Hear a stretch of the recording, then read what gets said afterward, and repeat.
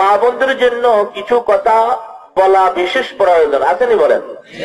ওয়াজ তো হয়, কিন্তু তাদের বিশেষ কিছু কথা, এটা শুধু তাদের জন্যে, এটা তারা অতি সহজে গ্রহণ করে নিতে পারেন, এমন কিছু ওয়াজের প্রয়োজন আছে নাকি বলেন ভাই? বিশাল বিশাল বিষয় নিয়ে আলোচনা করা, সেটা মা বোনদের মেধা অনুযায়ী তারা এটা গ্রহণ করতে পারে না, পারে নাকি বলেন? আমাদের পুরুষদের মেধা আর মহিলাদের মেধা কি একরকম? কিন্তু তাদের জন্য বিশেষ কিছু হাদিস আছে, তাদের জন্য বিশেষ কিছু আয়াত আছে। যেমন আল্লাহ পাক কোরআন মাজিদে একটা সূরা নাম রাখছেন সূরাতুন নিসা। নিসা ইমরাতুন, বহু বচন, মহিলাদের নামের উপরে আল্লাহ কোরআন মাজিদে সূরার নাম রাখছেন। কেন? এই সূরার মধ্যে বিশেষ করে কিছু মহিলাদের কথা আলোচনা করা হয়েছে। আল্লাহ তাদের বিশেষত্ব দিয়েছে না। একটা সূরার নাম আছে সূরা মারিয়াম। যেমন আমি যে আয়াত এখন তেলাওয়াত করছি সূরা মারিয়াম থেকে, মারিয়াম কি নারী না পুরুষ? বলেন না, নারী না পুরুষ? ওয়াজকুর ফিল কিতাবে মারিয়াম। আল্লাহ পাক এই সুবাদে এই সূরার নামও রাখছেন সূরা মারিয়াম। একজন মহিলা, সুবহানাল্লাহ, একজন মহিলা, আল্লাহ তার কত মর্যাদা, তার নামে আল্লাহ পাক কোরআনে একটা সূরা নাযিল করেছেন। এবং এই মহিলার নিকট আল্লাহ পাকের একটা সংবাদ নিয়ে, একটা কুদরত নিয়ে হযরত জিবরাইল আমিন ফেরেশতাকে পাঠাইছেন। অবশ্য জিবরাইল আমিন ফেরেশতা আসে শুধু নবীদের নিকট। কার নিকট? মহিলারা নবী হতে পারে না, সেই যোগ্যতা নাই, আল্লাহ সেই যোগ্যতা দেন নাই। এই জন্য মহিলাদের কাছে নবী আসে না। দুইজন মহিলার কাছে ফেরেশতা আসছেন। একজন হযরত মূসা আলাইহিস সালামের আম্মা, যার ইতিহাস সূরাতুল কাসাস আল্লাহ বর্ণনা দিয়েছেন। ওয়াওহাইনা ইলা উম্মি মূসা আন ইরদিহি ফাইযা খিফতি আলাইহি ফাআলকিহি ফিল ইয়াম্মি ওয়ালা তাখাফি ওয়ালা তাহজানি ইন্না রাদ্দুহু ইলাইকি ওয়া জাইলুহু মিনাল মুরসালিন। এই সূরাতুল কাসাসের এই আয়াতে আল্লাহ পাক মূসা আলাইহিস সালামের আম্মার ইতিহাস বর্ণনা করেছেন। মূসা আলাইহিস সালামকে কিভাবে লালন পালন করবে, তাকে কিভাবে সংরক্ষণ করবে, এই সংবাদ নিয়ে, পরামর্শ নিয়ে আল্লাহ পাক মূসা আলাইহিস সালামের আম্মার নিকে পাঠাইছেন হযরত জিবরাইল আলাইহিস সালামকে। সুবহানাল্লাহ, এমন মহিলা যার সঙ্গে জিবরাইল কথা বলছে। কথা বুঝা আসছে ভাইরা? তদ্রুপ হযরত ঈসা আলাইহিস সালামের আম্মা যার নাম মারিয়াম, আল্লাহ ফরমান ফারসালনা ইলাইহা রূহানা, ফারসালনা ইলাইহা রূহানা। এখানে রূহ অর্থ জিবরাইল আমিন। জিবরাইল আমিনের কোরআন শরীফে 5 নাম আছে। কয় নাম বলেন? এর মধ্যে প্রসিদ্ধ নাম হলো জিবরাইল আমিন, আরেক নাম হলো রূহ। কথাটা বুঝা যাচ্ছে? ফারসালনা ইলাইহা রূহানা ফাতামাসসালা লাহা বাশারান সাবিয়্যা। আল্লাহর একটা কুদরতের বিকাশ করার জন্য, একটা কুদরতকে প্রকাশ করার জন্য আল্লাহ পাক রব্বুল আলামিন জিবরাইল আমিনকে পাঠাইছেন হযরত মারিয়াম আলাইহিস সালামের নিকট। ফাতামাসসালা লাহা বাশারান সাবিয়্যা, একজন বলিষ্ঠ যুবক পুরুষের আকার বানাইয়া আল্লাহ পাক হযরত জিবরাইলকে পাঠাইছেন হযরত মারিয়ামের নিকট। তাহলে এখানে মা বোনদের মনক্ষুণ্ণ হওয়ার কথা নয় যে আল্লাহ পাক আমাদেরকে কেন নবুয়ত দান করলেন না, এই পথ থেকে আল্লাহ কেন আমাদেরকে শূন্য রাখলেন, এমন একটা পথ আল্লাহ আমাদেরকে দান করলেন না। যদি আল্লাহ পাক আপনাদেরকে নবী বানান নাই, এটা স্মরণ রাখবেন, আল্লাহ পাক আপনাদেরকে 2,24,000 নবীর মা বানাইছেন। সুবহানাল্লাহ, ঠিক না ভাই? ঠিক কি বলেন? নবী বানান নাই, কিন্তু 2,24,000 নবীর কি বানাইছেন? মা বানাইছেন। সুবহানাল্লাহ। লক্ষ লক্ষ সাহাবীদের মা বানাইছেন, লক্ষ লক্ষ ওলি আব্দালদের মা বানাইছেন। সুবহানাল্লাহ ওয়া বিহামদিহি। হযরত আব্দুল কাদের জিলানী রাহমাতুল্লাহ আলাইহি, হযরত খাজা মুঈনুদ্দিন চিশতি রাহমাতুল্লাহ আলাইহি, হযরত শাহজালাল ইয়ামানী রাহমাতুল্লাহ আলাইহি, হযরত খাজা খানজাহান আলী রাহমাতুল্লাহ আলাইহি, হযরত জুনায়েদ বাগদাদী রাহমাতুল্লাহ আলাইহি, হযরত কাসিম নানতুবী রাহমাতুল্লাহ আলাইহি, হযরত রশিদ আহমদ গঙ্গোহী রাহমাতুল্লাহ আলাইহি, হযরত কারি ইব্রাহিম রাহমাতুল্লাহ আলাইহি। এই ধরনের ওলিরা মায়ের পেট থেকে আসছে নাকি বলেন ভাইয়েরা? মার পেট থেকে আসছেন নাকি বলেন? এর চেয়ে আপনাদের আর কি পাওয়া, এর চেয়ে আর কি পাওয়া হইতে পারে? তবে আপনাদেরকে সে মা হিসাবে গড়তে হবে। আপনাদের মাতৃত্ব সতীত্বকে আপনারা রক্ষা করতে হবে, রক্ষা করতে হবে। এই জন্য আল্লাহ তাআলা আল্লাহর হাবিব সাল্লাল্লাহু আলাইহি সাল্লামকে ফরমান, ওয়াজকুরু ফিল কিতাবে মারইয়াম, ওয়াজকুরু ফিল কিতাবে মারইয়াম ইয ইনতাবাযাত মিন আহলিহা মাকানান শারকিয়্যা ফারসালনা ইলাইহা রূহানা ফাতামাসসালা লাহা বাশারান সাবিয়্যা। আল্লাহ বলেন, আমার হাবিব আপনার উম্মতের মহিলাদের হেদায়েতের জন্য, আপনার উম্মতের মহিলাদের নসিহতের জন্য আপনার কিতাবে অর্থাৎ কোরআন মজিদে আপনি মারিয়ামের ইতিহাসটাকে বর্ণনা করেন। মারিয়ামের ইতিহাসকে আপনার উম্মতের মহিলাদেরকে আপনি শোনাইয়া দেন। আপনাকে আমি লোহে মাহফুজ থেকে পড়াইতেছি, আপনাকে আমি লোহে মাহফুজ থেকে শিখাইয়া দিতেছি। আমার পড়ানো আর শিখানো সূরাটা আপনি আপনার উম্মতের মহিলাদেরকে পড়াইয়া দেন আর শিখাইয়া দেন। সুবহানাল্লাহ। এই জন্য হাদিসে পাকে আছে, হযরত আয়েশা সিদ্দিকা রাদিয়াল্লাহু তাআলা আনহা ফরমান, তোমরা তোমাদের মহিলাদেরকে সূরা নূর শিক্ষা দাও। তোমরা তোমাদের মহিলাদেরকে হযরত মারিয়ামের ইতিহাস শিক্ষা দাও। তোমরা তোমাদের মহিলাদেরকে হযরত মুসা আলাইহিস সালামের আম্মার ইতিহাস শিখাও। তোমরা তোমাদের মহিলাদেরকে হযরত আসিয়ার ইতিহাস শেখাও। ওয়াল্লিমুহুন্না সূরাতান নূর, তাদেরকে সূরা নূর শিখাও। আমরা তো মেয়েদেরকে কি শিখাই? বর্তমান যুগে শিখাই মোবাইলটা কেমনে চালাই। কি করেন? পিচ্ছি পিচ্ছি মেয়ে, কি শিক্ষা দিচ্ছেন তাদেরকে? মোবাইলটা কেমনে চালাই। অবশ্য মোবাইল চালানো আমরাও জানি না, এই পর্যন্ত এইটুক শিখছি, শুধু কোনখানে মোবাইলের লাইন দিয়ে দেওয়া আর আসলে রিসিভ করা, এইটুকু।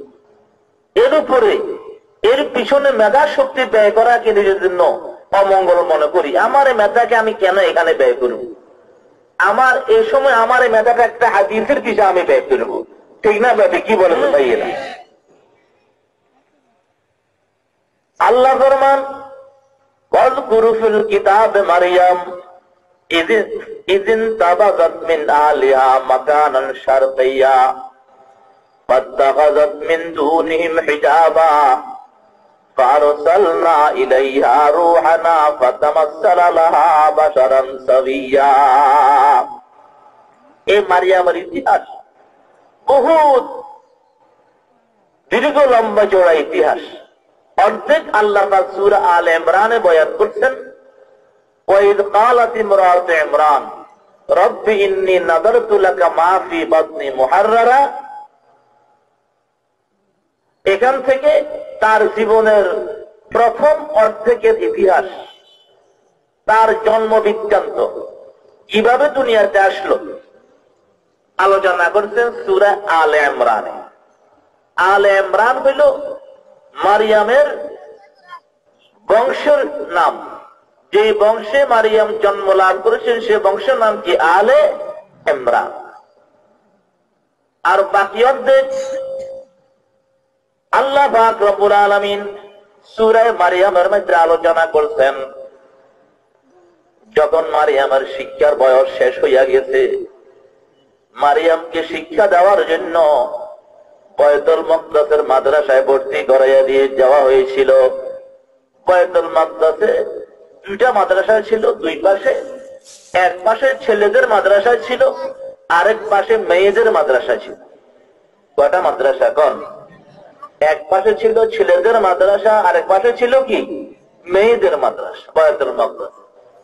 কারণ ছেলেদের শিক্ষা আর মেয়েদের শিক্ষাকে ভিন্ন করতে হবে, ঠিক না ভাই? ঠিক। কি করতে হবে জোরে সোরে বলেন, নাকি সহজ শিক্ষা? দেখেন তখন থেকে ছেলেদের মাদ্রাসা ভিন্ন ছিল আর মেয়েদের মাদ্রাসা কি ছিল? ভিন্ন ছিল। এই বায়তুল মাকদাসে দুটি মাদ্রাসা ছিল, একটি ছেলেদের মাদ্রাসা আর একটি মেয়েদের মাদ্রাসা। আল্লাহু আকবার, আল্লাহু আকবার। একটি ছেলেদের মাদ্রাসা আর একটি কি? এই মেয়েদের মাদ্রাসায় ভর্তি ছিল হযরত মারিয়াম। মারিয়ামের যখন শিক্ষার বয়স শেষ, এখন সে আর পর্দার বাইরে রাখা তাকে সম্ভব নয়, তার জন্য হিজাব পর্দার হুকুম এসে গেছে। সে এখন পর্দার ভিতরে যাইতে হবে। তার শিক্ষকগণ হযরত মারিয়ামকে তার মায়ের হাওয়ালা করলেন, আপনার মেয়ে আপনি নিয়ে যান, আমাদের যেটুকু সম্ভব ছিল তাকে আমরা শিক্ষা দিয়ে দিছি, আমাদের পক্ষে আর রাখা সম্ভব নয়, যেহেতু এখন তার জন্য পর্দা করা ফরজ হইয়া গেছে। কি বলেন? আর আমরা কি করি? মেয়ে যত বড় হয়, যত বেশি পর্দার হুকুম আসে, তাকে তত বেশি পর্দা থেকে বাহির করে চক্রান্ত করি, ঠিক না ভাই? কি বলেন ভাই? বিভিন্ন কলা কৌশলে পর্দা থেকে বের করার চক্রান্ত, সহশিক্ষার মাধ্যমে, আরো বিভিন্ন মাধ্যমে। সহশিক্ষা কিভাবে হইতে পারে? এখন তো গতকালকে একটা কথা শুনি বড় দুঃখ লাগলো, যে পরীক্ষার হলে বাধ্য করা হয়েছে যে একটা ছেলে একটা মেয়ে, একটা ছেলে একটা মেয়ে। মেয়েদের আগে ভিন্ন টেবিল আর ছেলেদের ভিন্ন টেবিল ছিল। এখন আমি শুনেছি যে এখন নাকি এমন বাধ্য করা হয়েছে যে একটা টেবিলে একটা ছেলে একটা মেয়ে, ছেলে একটা মেয়ে একটা, এইভাবে বসবে। আপনারা শুনছেন কিনা জানি না, আপনারা যাচাও করতে পারেন নাকি। আমি শুনেছি, এখনো নিজে এটাকে যাচাও করি না। যদি এমন হইয়াই থাকে, আপনারা বলেন এটার প্রয়োজনটা কি ছিল? এটা কি প্রয়োজন ছিল? এটা কি একটা সরাসরি চক্রান্ত না? কি বলেন? সরাসরি একটা চক্রান্ত।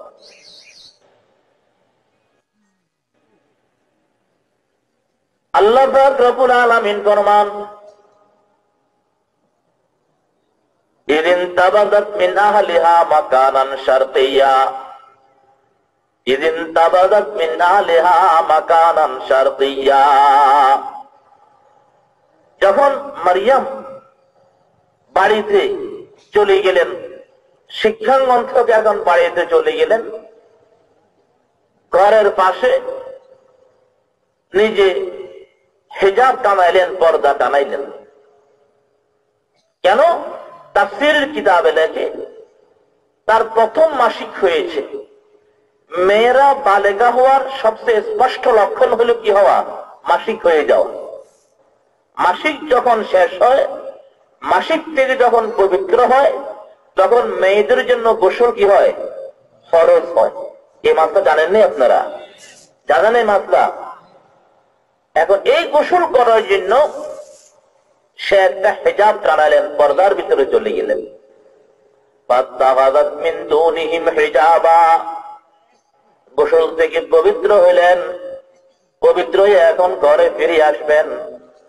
আল্লাহ পাক ফরমান, ফারসালনা ইলাইহা রূহানা ফাতামাসসালা লাহা বাশারান সাবিয়্যা।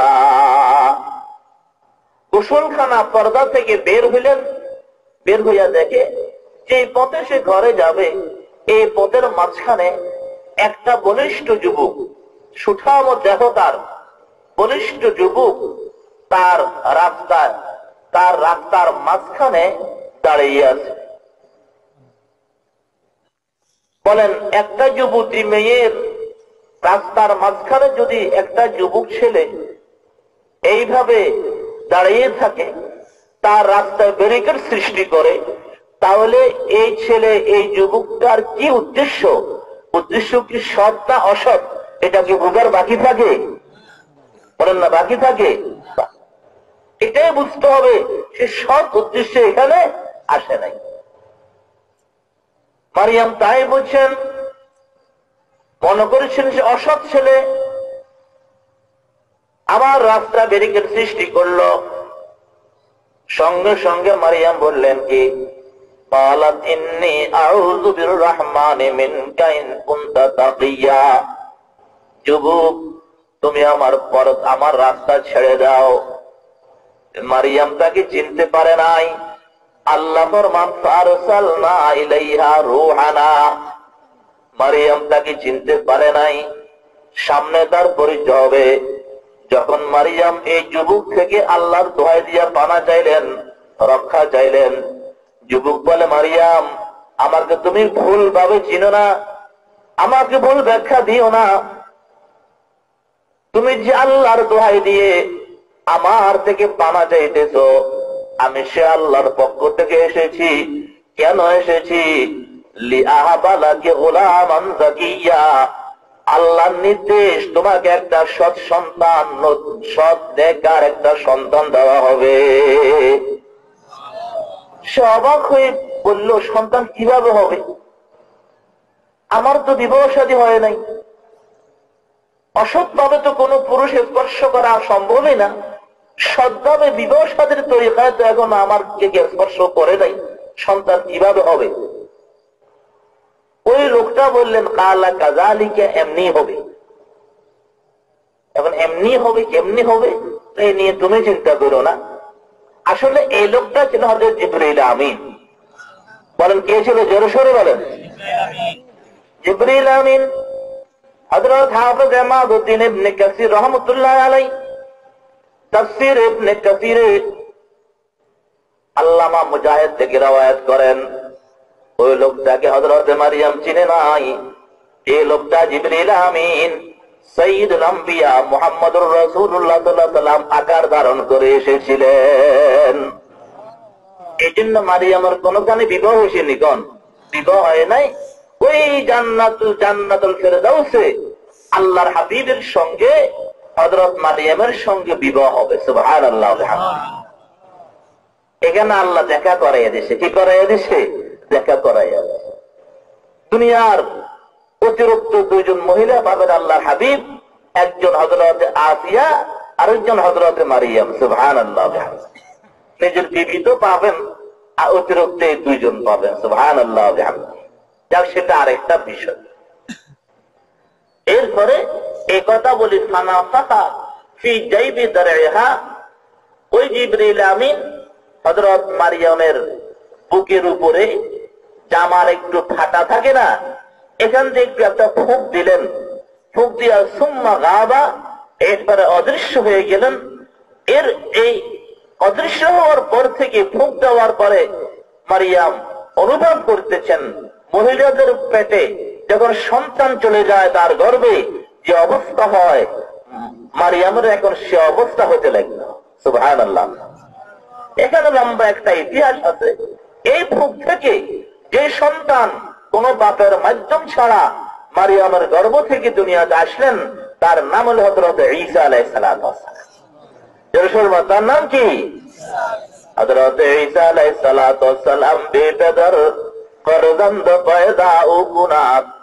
আমাদের ছোটখাটো বাচ্চা কাচ্চারা বলে বেপেদার ফরজন্দ পয়দা ও গুনাত, তেফলের আদর মাদে গোয়া ও গুনাত। ইতিহাস তার বয়ান করা সম্ভব নয়। অনুরোধ করা হয়েছে মা বোনদেরকে দুটা কথা বলার জন্য। হরেন টানানো আছে বাড়িতে, গ্রামে মা বোনেরা বহুত বড় ফেতনার যোগ। দিন, ঈমান, চরিত্রের হেফাজত আপনাদের নিজ নিজ দায়িত্বে। যেহেতু সকলে আমরা একদম আখিরাতের যাত্রী, কবরের যাত্রী, হাসরের যাত্রী, এই কথা স্মরণ করে সবসময় চলবেন। এই কথা নিজের মেমোরি মাথার মধ্যে রাখি, সব সময় চলবেন। ये तुम्हारी माल दौलत, ये तेरी शाही महल, या तुझे छोड़ेगा उसने या उसे छोड़ेगा तू। মুসলমানের মহিলাদের সবচেয়ে বড় অলংকার হইল হায়ার, লজ্জার অলংকার। ঠিক না বেঠে? কি বলেন? সবচেয়ে বড় অলংকার কি? জোরে সরে বলেন। বুঝছেন না আপনারা? আসলে বিষয় বুঝছেন না। আসলে একজন মহিলার মাথা থেকে পা পর্যন্ত শত ভরি স্বর্ণের অলংকার আছে, লক্ষ লক্ষ টাকার শাড়ির বহর আছে, রূপার সন্দনের বহর, কিন্তু তার চরিত্র নাই, তার হায়া নাই, তার লাজ নাই, লজ্জা নাই। আখিরাতের জগতে নয়, শুধু দুনিয়ার জগতেও তার এক পয়সা মূল্য নাই। ঠিক না ভাই? ঠিক। এই কথাই বলছেন, सोने चांदी की चमक ये देखने की बात है, 4 दिन की चांदनी है फिर अंधेरी रात है, 4 दिन की चांदनी है फिर अंधेरी रात है। আপনাদের সবচেয়ে বড় অলংকার হায়ার অলংকার, লজ্জার অলংকার, চরিত্রের অলংকার।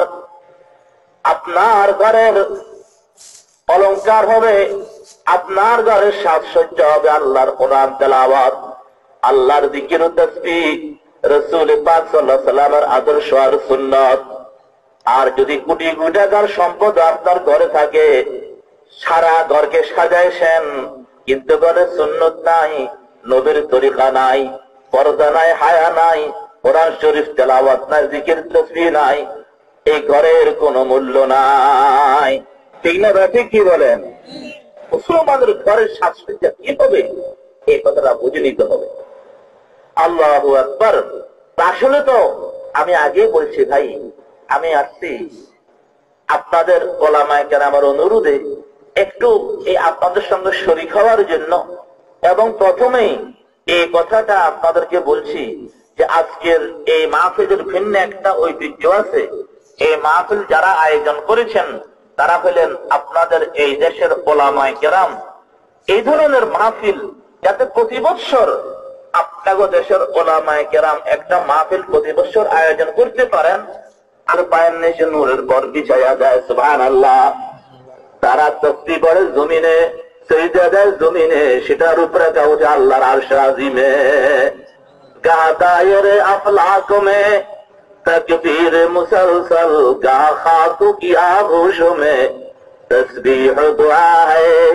আপনি সেটা না দেখেন, হুজুর আমার সঙ্গে বাজার করে, আমার সঙ্গে রাস্তা হাঁটে, কিন্তু হুজুরের গোপনীয় আমলগুলা गा खाकू की आगोशों में तस्बीह दुआ है।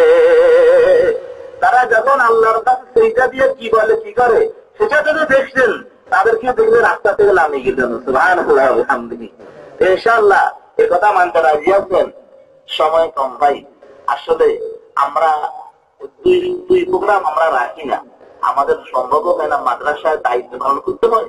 আমার একটা প্রোগ্রাম আছে ওই মেঘনা বেরিয়ে না তোল, আমি মসজিদের আগে খতিব ছিলাম, এখানে একটা প্রোগ্রাম আছে। তো যাওয়ার পথে আপনাদের সঙ্গে একটু সময় দিলাম। ওই সেখানে সমস্যা হইলো মেঘনাতে মাঝে মাঝে জ্যাম লাগে, বুঝছেন কথা?